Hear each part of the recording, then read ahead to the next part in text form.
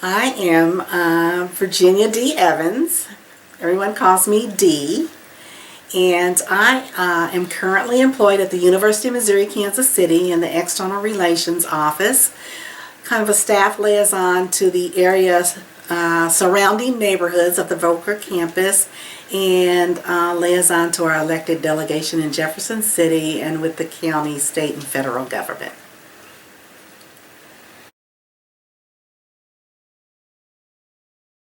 The boundaries for Beacon Hill are from 22nd Street to 31st Street, Paseo on the east, and Truce on the west. During the 1998 redevelopment project, we adopted Flora Street at 25th Street and Flora to 26th Street. Well, I think I became really aware of it when my grandmother approached me about buying a house here. And the way she described it was living off of 25th and Troost. And I was very reluctant at the time. I was living in Shawnee Mission, Kansas, and I was like, no, I'm not going to live on 25th and Troost.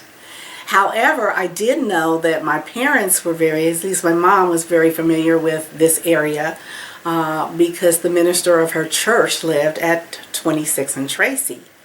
And so I finally came down, took a look at the house, and my grandmother explained to me that she was selling the house because she was executor of the estate of the previous homeowner that built the home in 1941. And when I saw it, I fell in love with it, and that's how I ended up here for now some 41 years. My neighborhood of origin is in the Oak Park neighborhood, or a lot of people know it as Palestine neighborhood as well. They kind of sit in together, which is right off of 35th in Indiana.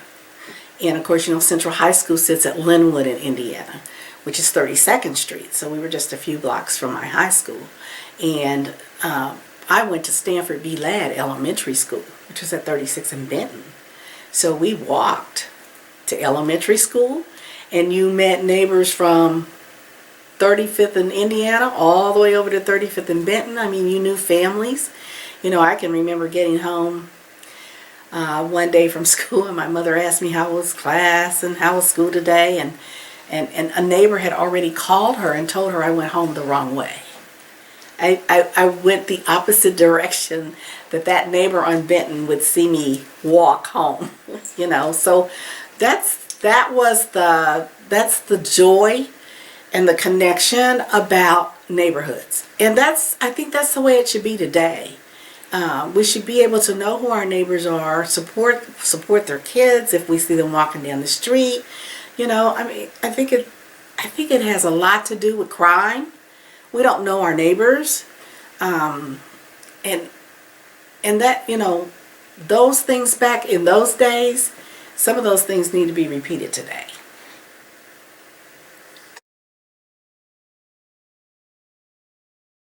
Well, it was kind of the character of the house. I liked the fact that it was a brick home.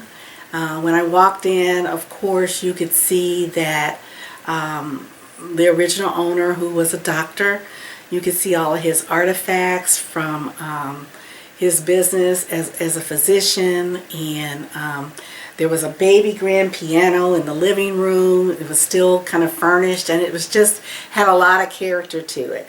And so it was like, okay, I can own a home and be right here within the neighborhood, close to my mom, close to my sisters who don't live far from here.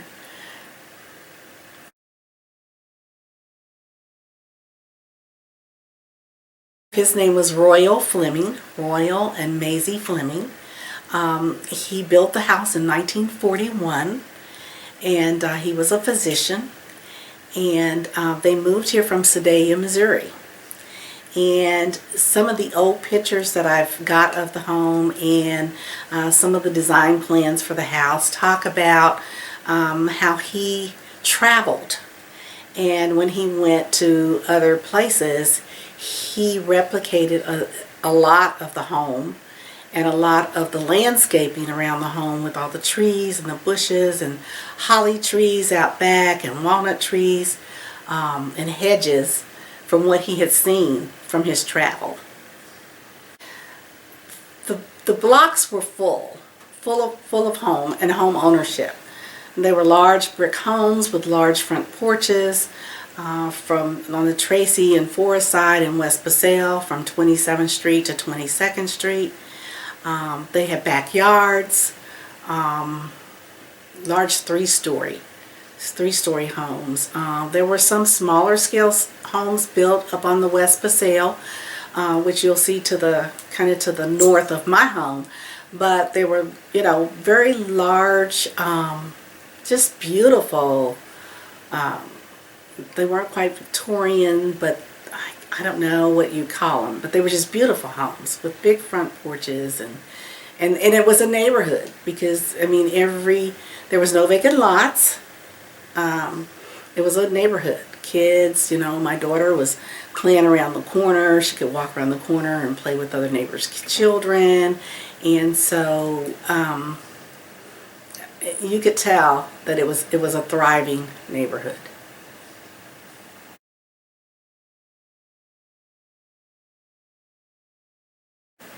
My whole family has been a product of the Kansas City, Missouri School District, starting with our first generation going to Lincoln High School, the only black high school for African Americans.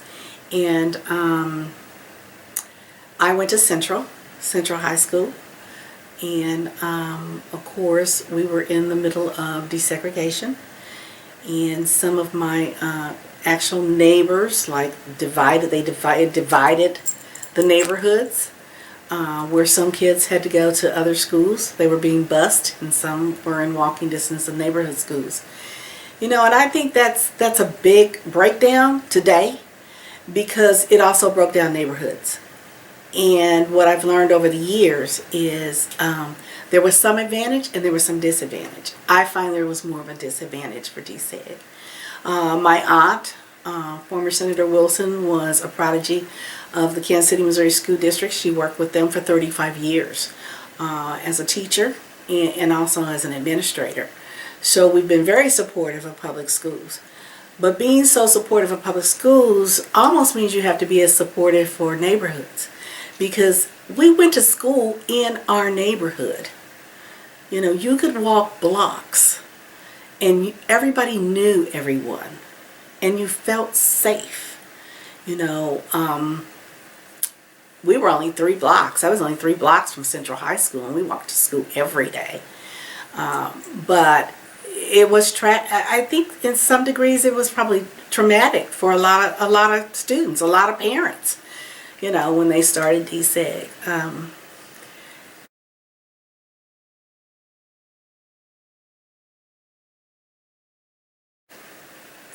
After DSEG was, while it was going on, we were going through civil rights movement. That was happening. I can remember that really well. I was actually a shampoo girl in a beauty salon on 31st and Wabash at the time when the riots started, and which now is the corner where Lucille Buford Library is. And I remember, you know, the riots. I remember walking out of school. I was just in junior high school then, and walking out of school because we couldn't get off of Martin Luther King. And so growing up then was probably a little traumatic for kids. However, today, when I look back on it, it was truly a learning lesson. It was a challenge, and it was something you learned to appreciate later on.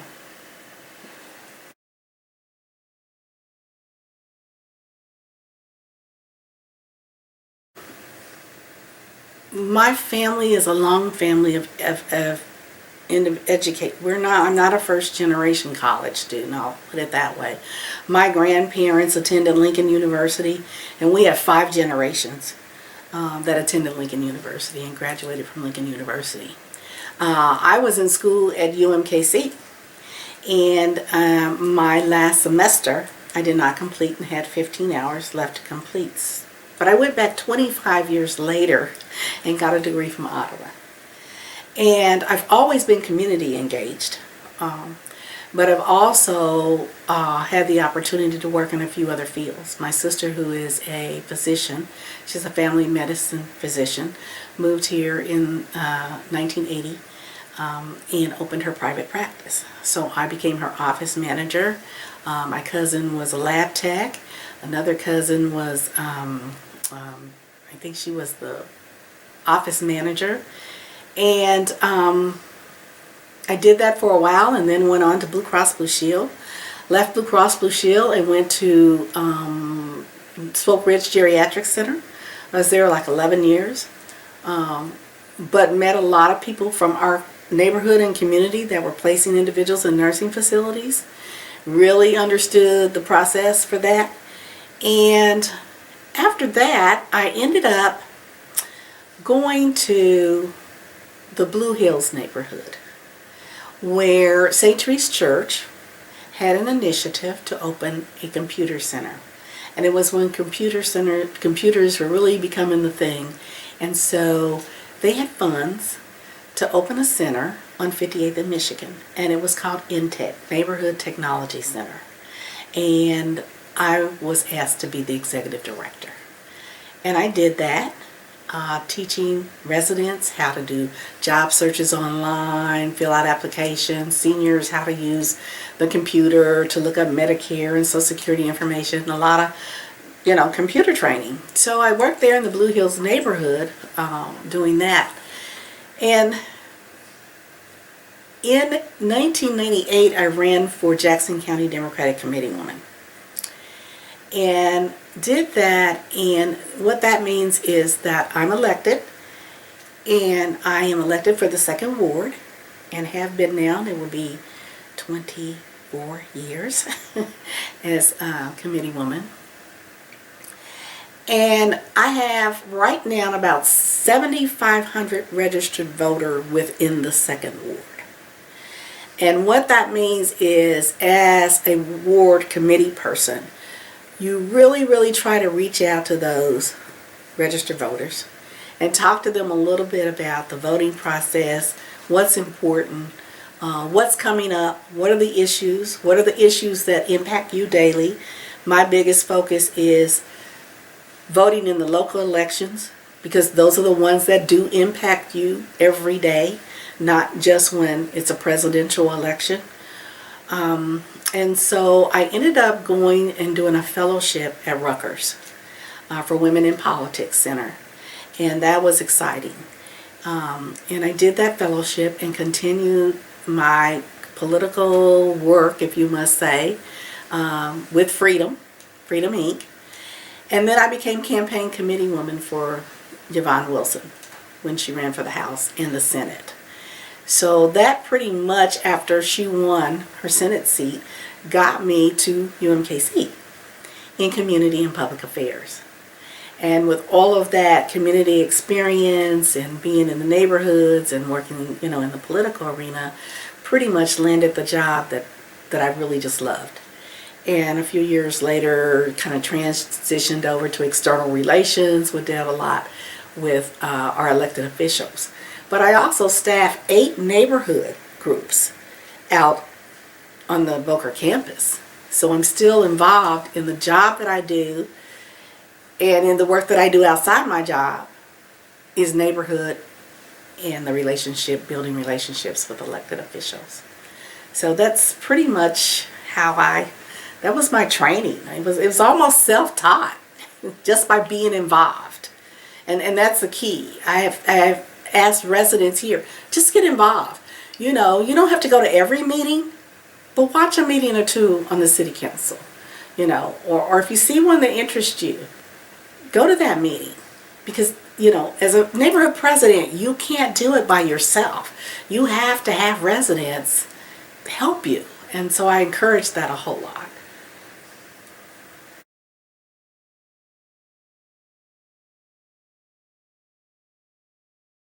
What I saw in the early 70s, late 60s and early 70s, were when families in Kansas City were being displaced because of the 71.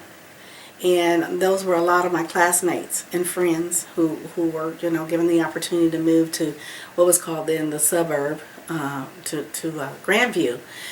And so when that trend, of course, started in the 70s, late 60s, early 70s, I was in high school. And so that moved right on up into the 80s, because if you know that parkway wasn't built for another 50 years. So when I moved into Beacon Hill, that is when things really started to move on all of those plans that were created long before I was really involved in neighborhood work. Yeah, and it had been cleared for some 30, 40 years.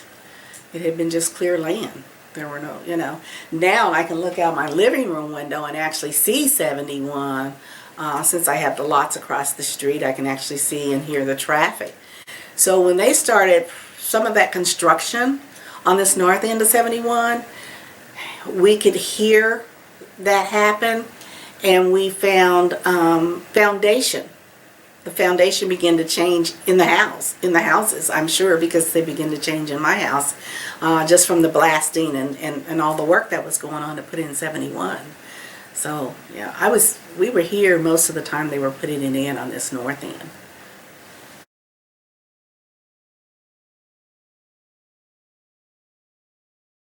I tell you, with the redevelopment of Beacon Hill, and however or whomever established the boundaries, caused a great divide among the residents in Beacon Hill, because we have always identified our neighborhood as, like I said, 22nd Street to 31st Street, truce to the Paseo. The redevelopment plan identifies Beacon Hill as 22nd Street to 27th Street. So it created, and it has created, a huge divide between residents. A lot of the residents south of 27th Street feel neglected from the development process and the development plan. And at one point in time, when the homes really started getting put in and people were moving in and building these new urban style homes, our residents south of 27th Street were saying, well, now you guys live on the rich end of Beacon Hill, and you guys get everything, and we don't get anything. So in the last several years, we've been trying to bridge that gap, because now we have a homeowners association, and that's a little different. And it's part of trying to educate not just the community, but educate our elected officials that there's a difference. There's a different voice when you talk a neighborhood association and a homeowners association. And so that's been a huge effort. And when they're looking at city documents, they're looking at 22nd Street to 27th Street. So it's a constant process to educate our elected officials about, here's the needs we have in Beacon Hill. And when we say Beacon Hill, we're not just talking about in the development area of Beacon Hill, because they'll say, well, what are you talking about? You got new $750,000 houses and sidewalks and lights, and what are you talking about? Well, we have residents south of 27th Street. So, and we've started an engagement committee to really, let's get these residents engaged to the point that they don't feel neglected from the neighborhood. And I have to give kudos to neighbor here, Mary Quackenbush. She has been very strategic in how we can get engaged. We have outings together, and we've gotten more participations from those residents. But they still make, sometimes you still get those comments, you guys got everything down on that end and we don't have anything on this end. It's one reason I'm interested in that Truce Park on the south end of Beacon Hill. So we're really fortunate. We've got a lot of amenities when it comes to places for residents to have activities. We used to also host an annual event down in Spring Valley Park, or by Truce Lake in the shelter there. And we would invite area neighborhoods. And they were even shocked to know, oh my God, you guys have a park over here that's really nice. But we also have Truce Park, which is named at 31st and Paseo, Truce Park. And looking at that park and looking at the housing stock south of 27th Street, it is still maintaining and sustaining those homes there. Now, the value of them have really increased. One just sold there the other day for $500,000. And there are more children in that neighborhood as well. But I think we need to have the amenities in that park so that it's getting utilized by everybody here in Beacon Hill and by other residents in the city. So that really interests me right now. I know that some other people have plans to do something else with that park, but I like to see it stay where we can have walking track and, you know, maybe a small shelter where people can, and we can all gather there as residents in Beacon Hill. Yeah, thank you.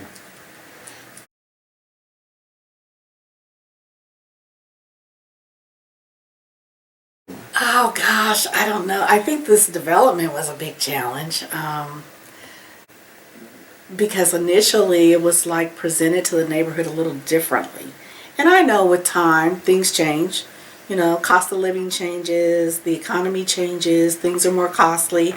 But I don't think we really thought about the homes being so urban looking and not a traditional looking house like the ones that were there. So that was a challenge, not just for me, but I think a challenge for a lot of the residents because it was change. And I've grown to accept the change pretty much. I understand that that's happening in a lot of other neighborhoods in Kansas City. A lot of neighborhoods that were really, you know, basically African American black folks lived in those neighborhoods. But I don't know what I want people to remember. I've always wanted to be a resource.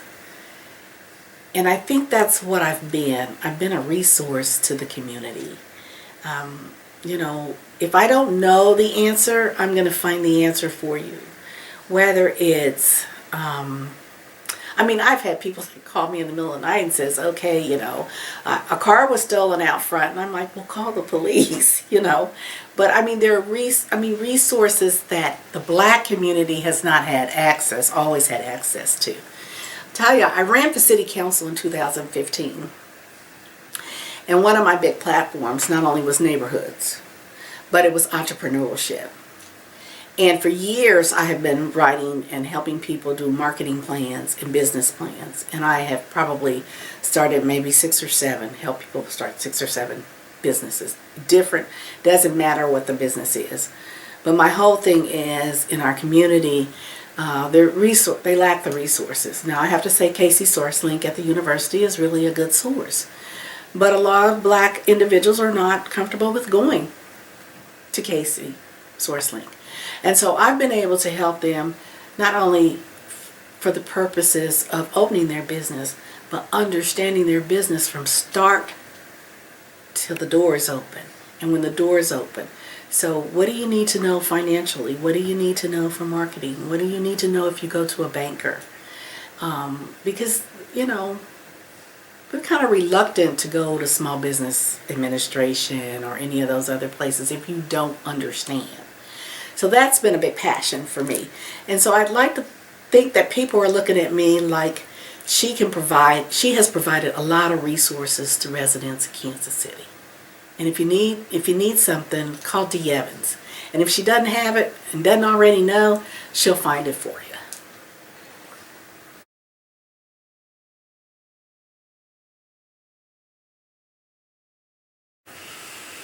Oh yes, I have a story. I'm going to tell you, when I went back to school to get my degree, and I got it in business administration and accounting at Ottawa University. And I think that's really when the civil rights light bulb went off for me. I had an advisor. I was doing pretty well. You know, I was working full-time, family, you know, but I was going to 110th Street 3 times a week, taking classes. And I had an advisor, and we got right up to right up to graduation pretty much. You had to do the last paper that you had to do for to be reviewed by a full board, and then, you know, you were given your diploma, whatever. And so I had picked the topic. At that time, Medicaid was a big thing in the state of Missouri. And I had actually been to Washington, D.C. to testify on behalf of seniors and keeping them in their homes before nursing home. So I did mine on Medicaid expansion. And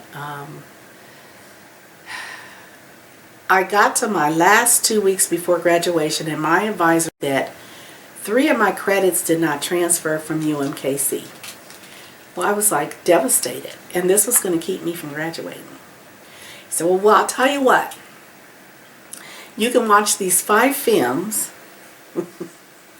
and do me a 5-page paper on each, and that'll make up for the 3 credits. I'm like, oh God, 2 weeks. How am I going to do this? Okay, but I did it. But the movies were horrible. They were very old, ancient movies that demoralized women. And I was like, why is he got me watching these movies? And the last one I had to watch was Malcolm X. At the time I had a perm in my hair. And I went and I poured some vinegar in my hair and came back with a natural. And I changed my paper in a week from this Medicaid structure to has Ottawa University prepared blacks for the workforce. And I did this whole new research and everything for the that last 3 days to turn this paper in and got my diploma. But I did get a call from the president of Ottawa who said, can we share this paper with every faculty member and staff member here? So it wasn't all about race. Some of it was, him being sexist. But it hit me as a civil rights moment, Mm-hmm. Yeah. And I have a hair story because I wore my hair in different ways because, all you saw on TV was the June Cleavers, the Lucille Balls, the white women in the households. In my era, you didn't see TV shows that showed black women. So my hair looked like Farrah Fawcett and, Joan Fonda, and then I moved into an afro, then I moved into little short pixie cuts. So I have a full history about my hair, and being discriminated against, and it's funny when you're fair-skinned African American and your hair is not, I guess what would be called kinky, you're looked at a little differently among the white race than you are if you were dark skinned. And I've experienced where it's like I'm the only black in the room, but I'm not looked at as the only black in the room. So, oh yeah, and I'm sure there are a lot of subtle moments that I've been discriminated against. Yeah.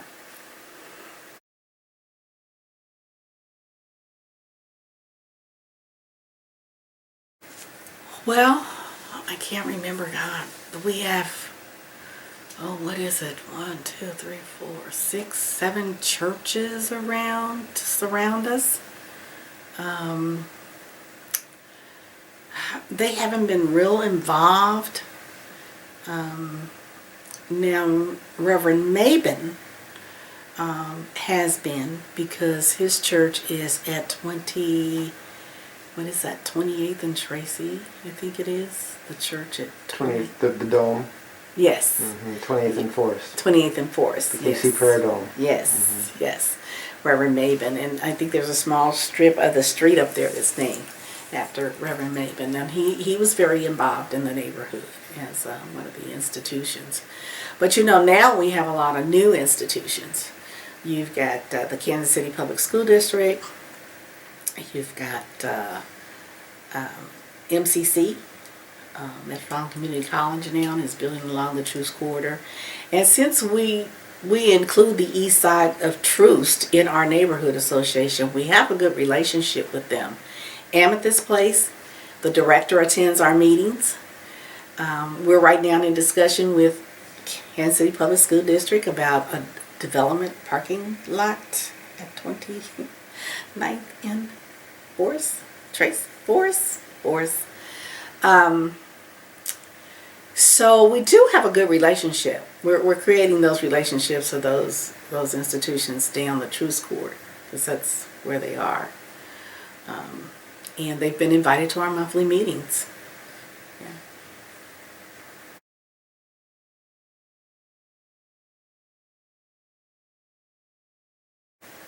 Robinson Hospital, I'm glad it was preserved. It had been vacant 30 years. And when I moved here later on, oh God, we talked about the haunted hospital. There were kids that were coming, white kids that were coming from Blue Springs, Independence, Overland Park, and they were coming in and having rave parties in the building. And we would call 911, and they would come out and they'd say, well, we really can't do anything because it's private property, and we have to have the owner has to, tell us whatever. And this was occurring like nightly. And then they were parking down in the neighborhoods, like down on Tracy and Fortis and further down 26th Street, and they'd be walking up. And then you would hear them. And one funny story, one night we had called and the police came and they were running everywhere. And one kid got left by his friends. So he knocked on my neighbor's door and he said, I need to use the phone. I got to call my mom. I got to come off my mom. And my neighbor was like, so what are you doing over here? Does your mom know you're over here? And he's like, well, no, but my friends left me and I gotta call my mom. So she lets him use the phone. Well, in the meantime, his friends are driving back down West Paseo. I guess they're looking for him. He was relieved and ran off her porch and into the car and was gone. But I'm glad to see the preservation. I wasn't too joyous about it at first. Herman Johnson and I talked about it had no significance to the black community that's set right here. And African Americans weren't allowed to even, go to the hospital. They had the small facility right next door where they had some staff that lived. And they built the back doors to the neighborhood, to West Paseo. And so we weren't really, we were very reluctant. Unfortunately, Mr. Johnson passed away in the middle of that fight with me, and it was almost like I was a lone soldier. But once I got in there and talked to residents, and I've seen it, I think it was probably the better choice was to have it, have it redone. And they have their own issues up there as residents, but we like to include them in Beacon Hill as well. I don't know if there's some that are tore down. I probably can't even remember. I just know that some of those old houses, some of them just really could have been saved. I'm sure. I'm sure maybe they had a lot of foundation work that needed to be done, and all old houses do, but I just really think that a lot of houses that were torn down could have been preserved. And you're talking about mostly along Forest. Forest and Tracy. Yeah, Forest and Tracy. Yeah, we have a few on Tracy that are still there, but yeah.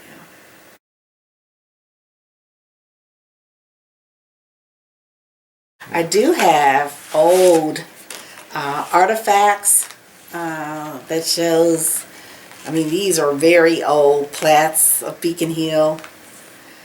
A lot of other historical artifacts that I have, that are boxed away from 1974 are here and in my basement. So I'm hoping that we can get all of those kind of digitized and put somewhere very securely so that when students do, and I'm very, very interested in making sure students have access to history of Kansas City, because my family is a Kansas City historical buff. And if we can provide this kind of information out there so research can be done, it would be great. And so I'm going to be talking to the board about going through those boxes this spring, and let's sort out what we have and let's get it digitized. Let's get it to the Black Archives or wherever we make that ultimate decision, because it's not mine, but make that ultimate decision how we keep these documents intact. I see I have a lot of documents that were given to Mr. McFeeters, you know, during his tenure, some from the House of Representatives. So, yeah, be neat.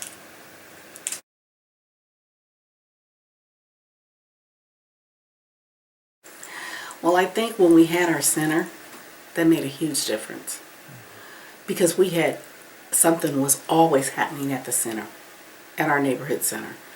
And I mean, from workshops,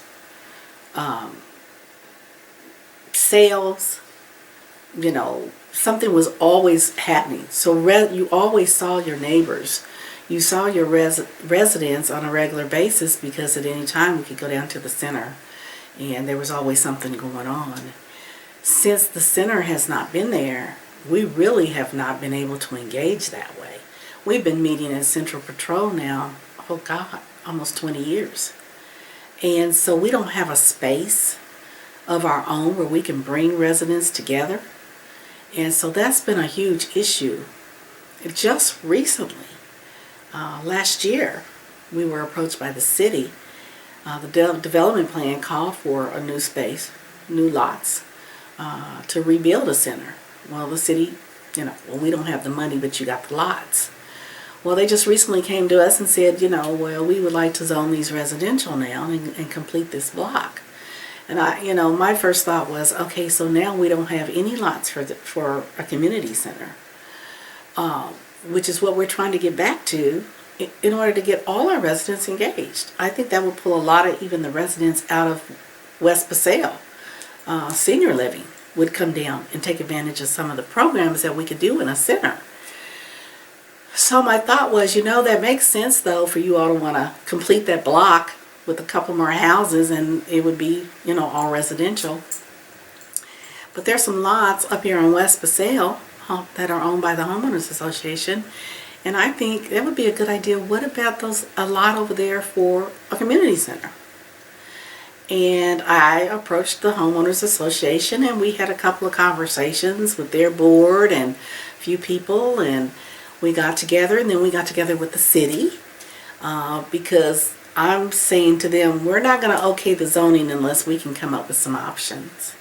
And so we got with the city, we met with them, and we entered an MOU with the City of Kansas City Neighborhood Housing Services, with Beacon Hill Homeowners Association and Beacon Hill McFeeters Community Council, that, you know, looking at the lots across the street were viable. Yes, right here on the 26 in West Paseo. And that that might be a viable place to put a community center. We had an architect that stepped forward, did some preliminary drawings for us, just so we could, you know, start taking a look. I know that Vineyard Neighborhood has a center, and it is actually a house that fits right into the block. So it doesn't have to look like it's an institution. And so that was my thought. Since there are 4 lots over there, that was my thought. And if someone wanted to build a house, it wouldn't look like they were building a house next to a building, you know, brick building. The big issue is going to be raising the money. Where are we going to get the funds?